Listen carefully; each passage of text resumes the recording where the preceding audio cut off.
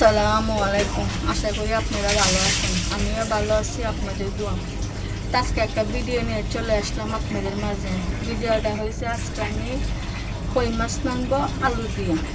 তো অবশ্যই আজকে আলু দিয়ে জোর জোর করে কই মাছ নানবো। কই মাছগুলো তরতাজা আর কি সিস্টেমে নানবো অবশ্যই পুরো ভিডিওটা দেখতে থাকবেন, সাথে থাকবেন। ভালো লাগলে অবশ্যই লাইক শেয়ার কমেন্ট সাবস্ক্রাইব করে দেবেন। নতুন ভিডিও আপনাদের মাঝে চলে যাবে। তাহলে চলে না হন আয়োজনটা করে নিন, চুলার পর চলে যাই।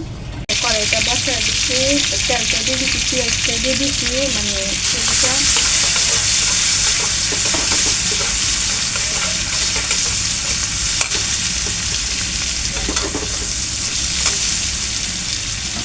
এখানে দিয়ে দিব 2 চামচ মরিচের গুঁড়া, 1 চামচ হলুদ, 1 চামচ ধনিয়া, স্বাদ মতন লবণ।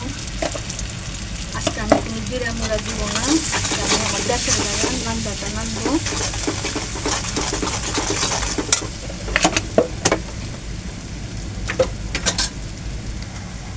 পানি তো মশলাটা কষানো হয়ে গেছে, আলুটা দিয়ে দিব, দিয়ে কতক্ষণ কষানো নেব।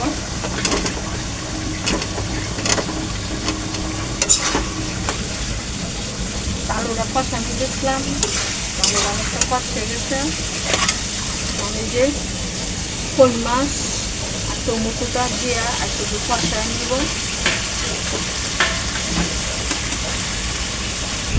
সব কিছু একসাথে দিয়ে একটু কষায় নেব।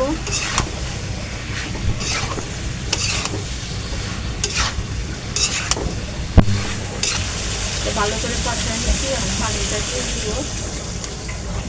আজকে কিন্তু পানিটা অনেক থাকবে, কেন কই মাছের কচি কচি কই মাছ দিয়ে তরতাজা আজকে কই মাছের ঝোল খাবো। কত পানি দিয়ে দেবো।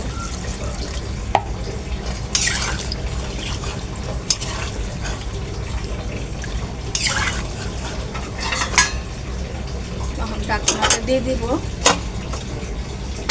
30 মিনিট করে আসতেছি।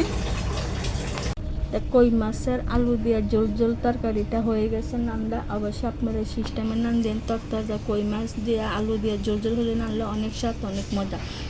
তাহলে ভিডিওটা এখন তো ভালো থাকেন, সুস্থ থাকেন, আমার জন্য দোয়া করবেন। আসসালামু আলাইকুম।